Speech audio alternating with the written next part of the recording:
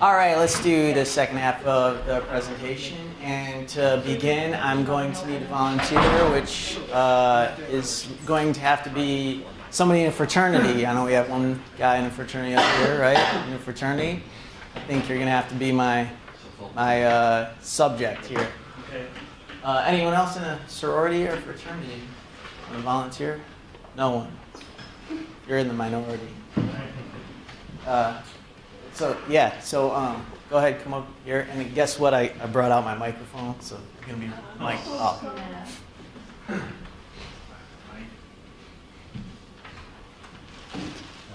All right. You hold it up there, and this article, diving right into it, was called "Stances of Whiteness and Hegemony in Fraternity Men's Discourse." So what is our unit of analysis here in this article? Who is understudy here? Fraternity men. Fraternity men. It doesn't necessarily say white though in the title, but fraternity men. And what are we studying the fraternity men doing? Talking. That's what discourse means. And what are we trying to find out? Their stances of whiteness and hegemony, which we will learn what that means in a later slide. Maybe you can try to figure it out and deduce it. So Scott, I believe, is the researcher for this experiment. And Ram, I think that's what it is. Although I couldn't tell if it was Rain or Ram, but I think it's Ram. You're Ram. Okay, and I'm Scott. So I'm going to ask you, I'm doing my research, and I'm going to say to you, I'm going to say, so what kind of students are there here at the university? I would have to say, because of the computer environment, it's more gauged towards a studious school. You just have the kind of social interaction you can have. When everybody's away from home and the student body is here, so diversified through ethnic groups. It's just immense. There's minorities are large here. Am I supposed to be stuttering on that? Yes, we'll talk about that in a minute. Okay. But it continues. It's not predominantly white, As you know, it would traditionally be. Is it different from northern? I'll say Michigan. Is it different from northern Michigan as a whole? Northern Michigan in my opinion, is I would classify it as being first of all, it is one of the richest areas in the United States. So, I mean, it's upper middle class mostly, and it's white upper middle class a lot here. All right. So what's he saying? A whole bunch of gibberish. Yes. A whole bunch. You can have a seat. Thank you very much. Thank you for that and being all mic'd up. What's he saying? Can anyone get at the words of what he's actually saying? When someone says, the researcher says, is it different from North Michigan? Here at SVSU, is it different than where you're from in Northern Michigan? And what does he say? It's better here? Or is it better in Northern Michigan? What's he saying? Better in Northern. It might be better in Northern Michigan, maybe why? He's got money, for one thing. There's more money up there, and what else? Upper middle class. People. Upper middle class, and what does he get out at the end? White couple. So what's he really saying? He likes white people and likes to be around white people. He likes upper middle class. You really gotta pull that out of there, but then at the end he kind of delivers and says, well, it's the white upper middle class a lot here, meaning probably in his fraternity, and that's a lot like his old back home, and he doesn't probably really like the other people. That could be the case, could be different. And this is just one of the things pulled out of this article. The article is not saying that all fraternity guys are racist or rich or anything like that. But if you were to think that may be the case, or you think the opposite is the case, it's your duty to go and do a experiment and find that out. You may think that it's not the case, that fraternity guys are not racist and rich. You may think that it's the opposite. You go to a study, you find out that you're wrong, or you find out that you're right. Either way, you have to do a scientific study to find it out, if you care at all about that stuff. And so that's what this guy did, this researcher. And the initial question, what kind of students are here? This is taken straight from the article. At the beginning of Ram's answer is about categorization, but not necessarily on the basis of race or ethnicity. So let's look back. Categorization. The beginning. He's categorizing the commuter environment. He's categorizing a studious school. Okay? So it's not initially about race. After classifying students as commuters, Ram moves on to race on his own. The question was not about race, but he answered and went into race, which is telling. Moves into race on his own and set up a contrast along racial lines using euphemisms for non-white categories, ethnic groups, and minorities in lines 7 and 11. So he says ethnic groups here and minorities here. And what I've said here is to make a note how the researchers diagram the data. In this article, what they do is they number lines. And then in their article, they can go back and refer to them. So unlike myself, who's just up here giving you a general idea of what we just covered and what he just said, and I'm saying, well, he talked about this and he talked about that. In your article, what you'd do is you'd actually number lines, and you would say, as this researcher did, in line 7 and 11, he does this. And in lines, whatever lines he stutters and stammers, you could say in lines this, he stutters and stammers, which makes me believe that he was trying to cover something up or something. And another point I want to make was, you did a great job reading that. Are these actual symbols? Here, here, here, up there, here, and here, two different symbols. So if you are going to be a discourse analyst and really get into language and studying it, there's a whole method to these symbols that I'm not going to cover today because it's intro class and 1 of 4 articles and 1 of 16 lectures. But those mean something. And when you're reading a scholarly academic journal article, you ought to know what they are if you're reading that article. And in your article, you can use them as well. It's almost another sort of language or coding. It's called coding technique. But hegemony, what it means, is leadership or dominance by one group or over another, like a country, gender, or race. So this article is about stances of whiteness and hegemony. So it's, when you talk about race, you don't have to necessarily talk about the Ku Klux Klan that likes to hang people or subtle racists that like to control large groups of minorities by maybe business operations where minorities work at a lower than living wage, and maybe that's a racist tactic, who knows.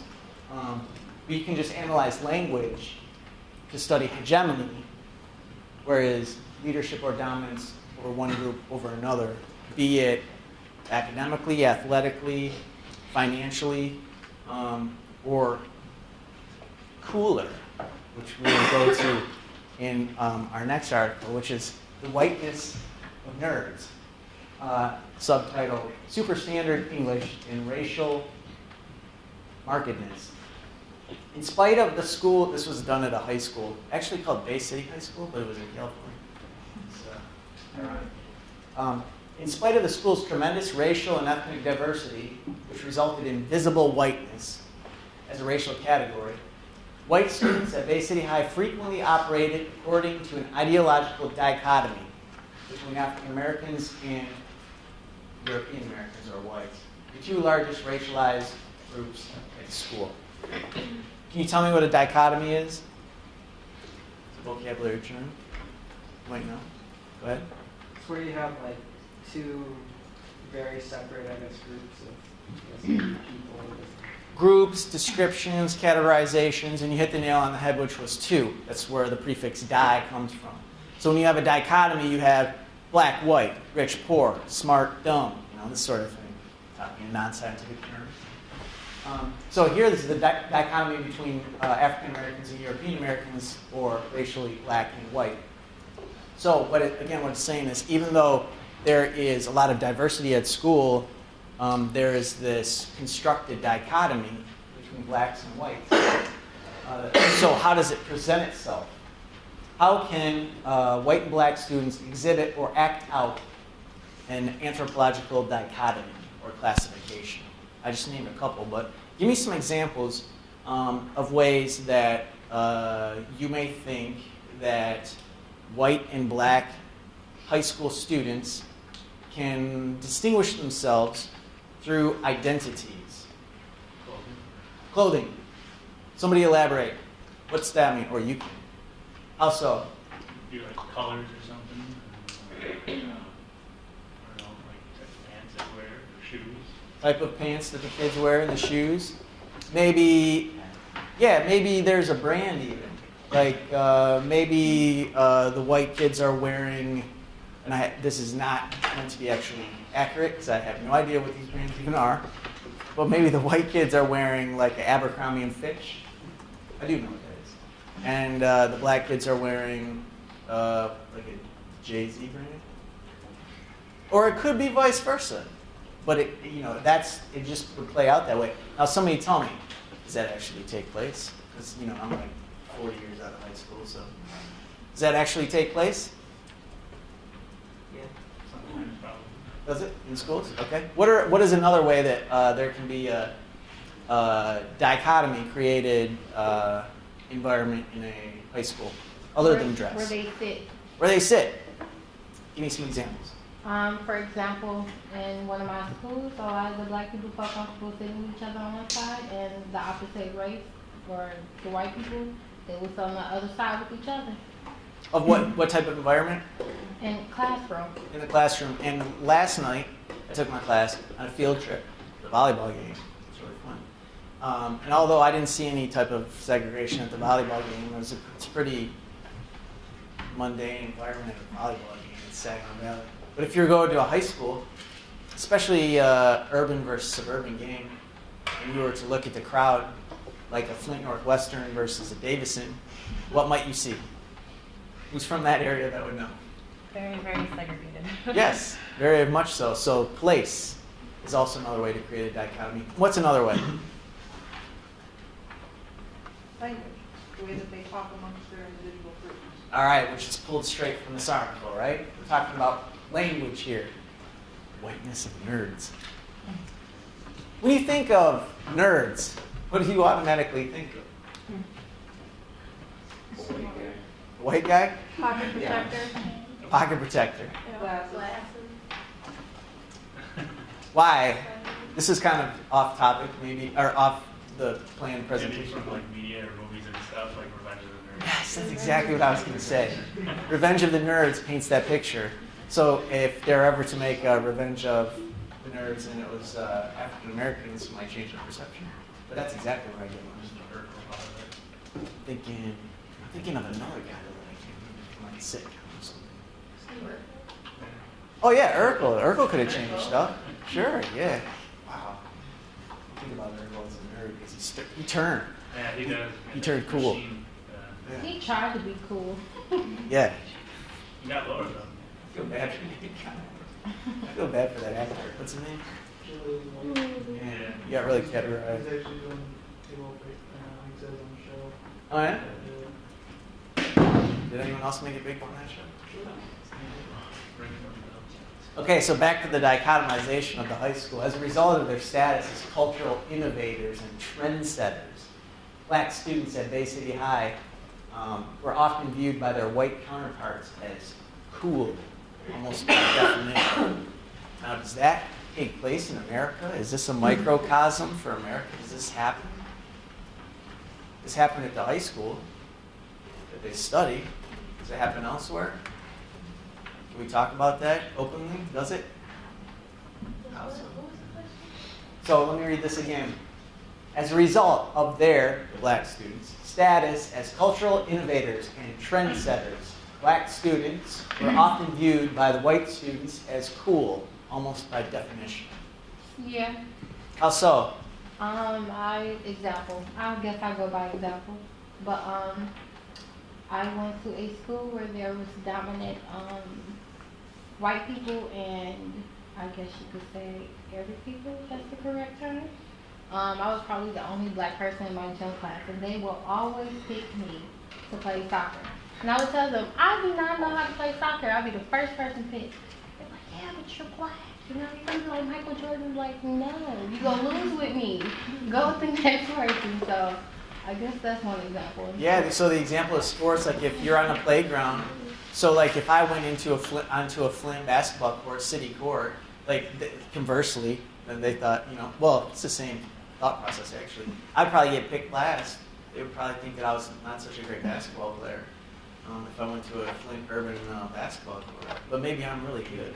By definition, by identity, you know, people can be singled out just based on their race. So let's talk about coolness. So that's kind of cool in sports. What's another way in sports that black people can be viewed automatically as cool? How so? Because most basketball players are black. And they're cool? So the chess club is not really cool? No. What's that? Their possessions, the things that they buy, that they own, that they surround themselves with, like making their image, making their cool image, I guess. And like, you see a lot of the athletes wearing those Clark Kent glasses now? Yeah. Some people are, oh, that's perfect, tattoos. I wish those guys were here. Oh, yeah, so tattoos, and then people think that they're cool all of a sudden. Tattoos are cool. I, on the other hand, do not think tattoos are very cool, but I think that's just my It's age. just our generation's thing.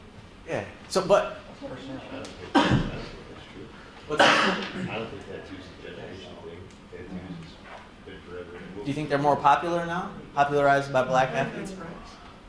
I think they're No, way I more just think popular that the now. area of which people are getting tattoos are more popular, like, now in certain areas, but I don't think just tattoos overall. I mean, the classic arm tattoos always been an arm tattoo, but now there's like collarbone tattoos, where tattoos, like a lot of people are doing that. Go ahead. I was just going to comment on the tattoo things. It's not necessarily generational. It's more of like an environmental and personality type thing. It's like say my family. I have 2 tattoos. My dad's got 3 or 4. My mom has none. Neither my brothers have any. That's just something between me and my dad that we do. It's more of a personality and how you're raised, basically. So you had like a family type thing. But are tattoos in general in America becoming cooler now than they once were? Yeah, Maybe? Well, to an extent. I think they're more exposed now. I don't think necessarily more cooler, but more socially acceptable, maybe. More accessible to get them to. Alright. So in this school, they're looking at concepts of the norm and trendy. So if someone says that tattoos have always been around, then that's not a trend. Somebody says they're catching on in coolness now because of certain factors, that might be a trend. We're also looking at what's normal versus what's not normal. And are tattoos normal now, more so than they used to be, or not? It would be something under study. So what are some ways that youth align themselves with normalness and or against trendiness now? Like they wear like a cool brand, like you said, like they wear like Abercrombie or stuff like that to kind of fit in with all the other. So they see a trend and they just go and they just mimic that. Some people. Okay. What else? I just like those people call them gothic. I guess those people as well. They seem like the people who want to be looked at as individuals. I will not follow the trend. I will do what I want to do, and I will do the exact opposite to stand out. Okay. What else? So what's cool now at Saginaw Valley? Who are the coolest people? What do they do? Who's in the transfer I think it's harder in I'm college. trying to leave that at high school. Because there's like I don't think it's 10,000 like that. Organized with the definition of cool too, kind of, I feel like. Coolness has been very democratized. It's funny because in high school you automatically think, yes, the athletes, but to be honest, it could go both ways. There are some athletes that are very popular, I guess you could say, in certain areas on campus. But then there are those that don't do anything at all that are very known. So I guess it's a toss-up, I guess you could say. Okay. Anyone else have any ideas or thoughts on that? I think at the college level, everybody's trying to become more of an individual because it's your first opportunity to get away from high school, to get away from the cliques, to get away from your parents. You're trying to find out who you are. There are groups based on specific activities, but I think individually people are trying to define themselves, not so much become part of the trend. What she said. Aren't you cooler though? I'll ask you this because you went to the volleyball game. At a university, aren't you cooler if you're more social? You're at the volleyball game. If you were sitting next to the athletic director and you knew him, if you went and you did the halftime thing and you hit the thing, you hit the little T-shirt, or you were on the volleyball team so everybody looked at you, or you were the star quarterback, or like, wouldn't you be more cool if you were more social? Aren't the introverts very much less cool? Go ahead. I think cool is a really relative term, so Yeah. it's like hard personally for me to think what is cool, because I can see someone who's like super successful and I think they're cool, but it doesn't necessarily mean someone else will think they're cool. Success is cool, maybe.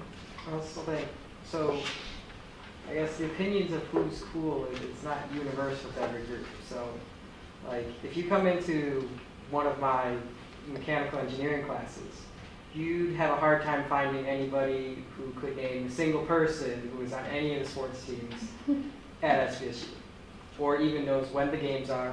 As like I've been here, this is my 5th year, and I've been to 1 football game, and that's actually the only SVSU sporting event I've been to. It's just, you know, not what's.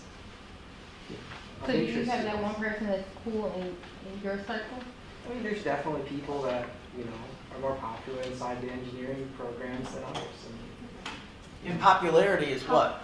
How can you be more popular in an engineering clique? It No, seems I mean, like just you what could, makes though. what It's makes like them more a popular? Do they have better grades, or they like have better projects, or That's- suck up more to the teachers, or what? I guess, I don't know, it's, It's like everybody know them. you know, They it's, converse with everyone.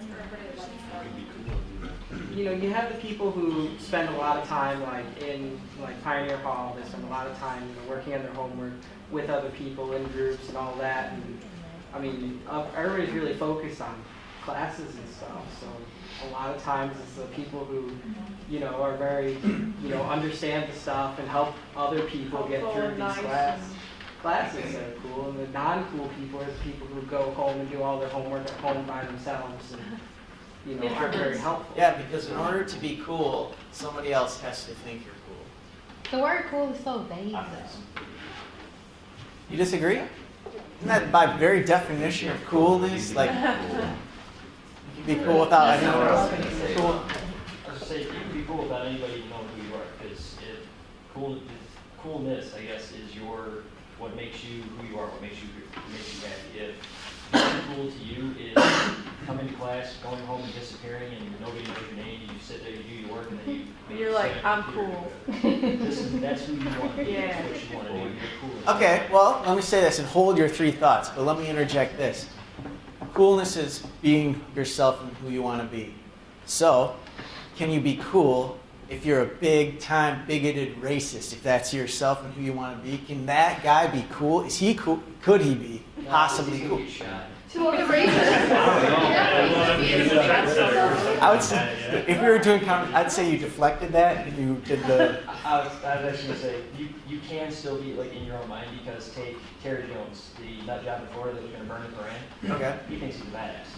Okay, so I was saying, could you be cool if, in order to be cool, somebody else has to think you're cool, and in that case, he thinks he's cool. He thinks he's cool because he's going out and So that's causing how us coolness exists. Okay, we'll go from front to back. Go ahead.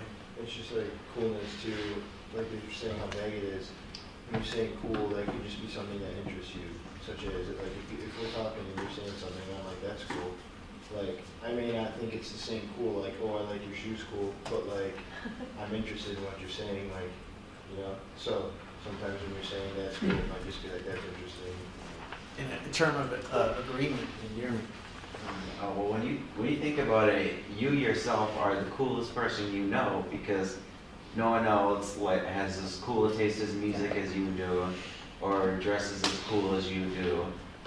or has the coolest taste in art or whatever as you do, because it's like, I think cool is based on like certain factors that you like, and no one else is exactly kind of like, no one else like has the exact same profile as what you do. No one else dresses exactly like you, or like the same music as you.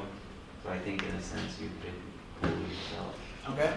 That's pretty much the same thing. I think the word cool is subjective because it's going to change for each individual person. Everybody's going to have their own definition of what cool is. And what music I think is cool is not going to be the same as what music, you know, thinks is cool or you think is cool. Even if it may be subjective, can't we define it as something that the majority thinks is cool or something that's normative?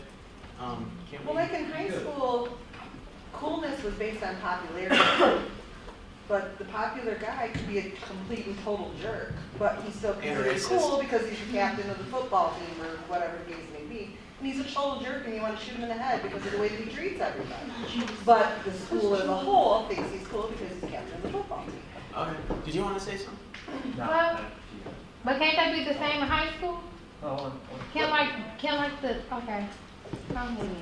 Oh, I was just gonna say that I think that another way to like look at this is when you're talking about sports, for instance, it's interesting to look at how based on like where you are, different things are cool. For instance, like here, like, you know, I'm an athlete, but I don't think of myself like above anyone else, and people don't like aren't dying to like touch one of the football players here, but like people at like state and like Michigan and stuff like that, you know, you'll like, I'll hear friends be like, oh my god, I saw this person today, like they're a famous person.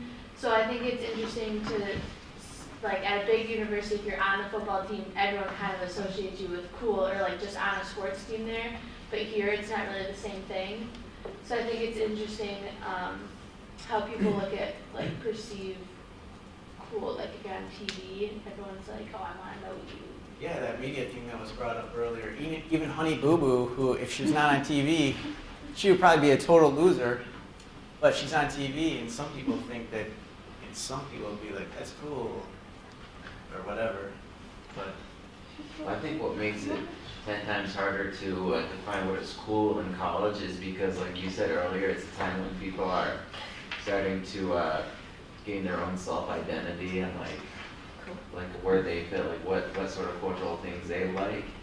And part of that in college is a lot of people want to be individual and unique, and that means not liking what is the norm. So it creates like a million other different things that are cool rather than just like in high school it was cool to like what everyone else liked kind of, but in college like it's sort of cool not to like what everyone else likes. Now I think that's becoming more the norm, so it's tough to define like a one set specific cool, because if that's the case, it would be cool not to like that kind of. so if I was doing an analysis of the conversation that we just had, I would say that coolness has very little to do with race. Whereas this article was stating, not as a conclusion, but nerds have a whiteness to them, and at this high school, the black kids had a coolness to them. So we'll just end with this video. So hopefully the subject matter can sink in. George. He is a good I play these videos so that when you go home, you remember the conversation and you can continue it in your head on the walk home. And also you think about this song and it just resonates and you go, what did we talk about again in class? Oh yeah, Girdwood played this video because he's crazy. But at least I remember one thing about the lesson, which is the article about the cool black kids at the high school and the nerdy white kids, okay? So just have this stick into your brain. This is why I played Chamillionaire. Did you realize? North Michigan. Here at SVSU is different than where you're from in northern Michigan. And what does he say? It's better here? Or is it better in northern Michigan? What's he saying? Better in It might be better in northern Michigan, maybe why? He's got money for one thing. There's more money up there, and what else? Upper middle class people. Upper middle class, and what does he get out at the end? White company. So what's he really saying? He likes white people and likes to be around white people. He likes upper middle class. You really gotta pull that out of there, but then at the end he kind of delivers and he says, well, You know, it's the white upper middle class a lot here, meaning probably in this fraternity, and that's a lot like his old back home, and he doesn't probably really like the other people. That could be the case, could be different. And this is just one of the things pulled out of this article. The article is not saying that all fraternity guys are racist. And the student body is here, so diversified through ethnic groups. It's just immense. There's like minorities are large here. Am I supposed to be like stuttering on that? Yes, we'll talk about that in a minute. Oh, okay. But it continues. It's not predominantly white, you know. As you know, it would traditionally be. Is it different from northern? I'll say Michigan. Is it different from northern Michigan as a whole? Northern Michigan in my opinion, is I would classify it as being first of all, it is one of the richest areas in the United States. So, I mean, it's upper middle class mostly, and you know, it's white upper middle class a lot here. All right. So what's he saying? A whole bunch of gibberish. Yes. A whole bunch. You can have a seat. Thank you very much. Thank you for that and being all mic'd up. But what's he saying? Can anyone get at the words of what he's actually saying? When someone says, the researcher says, is it different from? All right, let's do the second half of the presentation. And to begin, I'm going to need a volunteer, which is going to have to be somebody in a fraternity. I know we have one guy in a fraternity up here, right? In a fraternity. I think you're going to have to be my subject here. Okay. Anyone else in a sorority or fraternity want to volunteer? No one. You're in the minority. So go ahead, come up here. And guess what? I brought out my microphone, so you're going to be mic'd up.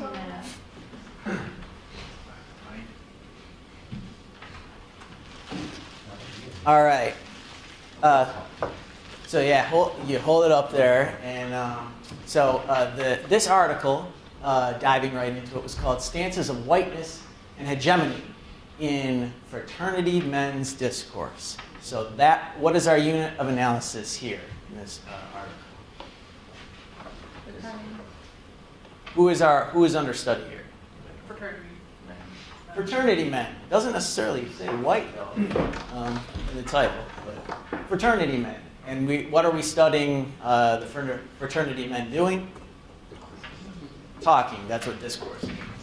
And what are we trying to find out? Their stances of whiteness and hegemony, which we will learn what that means in a later slide. Maybe you can try to figure it out and deduce it. So Scott, I believe, is the researcher for this experiment. And Ram, I think that's what it is. Although I couldn't tell if it was Rain or Ram, but I think it's Ram. You're Ram. Okay, and I'm Scott. So I'm going to ask you, I'm doing my research, and I'm going to say to you, I'm going to say, so what kind of students are there here at the university? I would have to say, because of the computer environment, it's more gauged towards a studious school. You just have the kind of social interaction you can have. When everybody's away from home, Or Richard, or anything like that. But if you were to think that may be the case, or you think the opposite is the case, it's your duty to go and do a experiment and find that out. You may think that it's not the case, that fraternity guys are not racist and rich. You may think that it's the opposite. You go to a study and you find out that you're wrong, or you find out that you're right. Either way, you have to do a scientific study to find it out, if you care at all about that stuff. And so that's what this guy did, this researcher. And the initial question, what kind of students are here, this is taken straight from the article. At the beginning of Ram's answer is about categorization, but not necessarily on the basis of race or ethnicity. So let's look back. Categorization. The beginning. He's categorizing the commuter environment. He's categorizing a studious school. Okay? So it's not initially about race.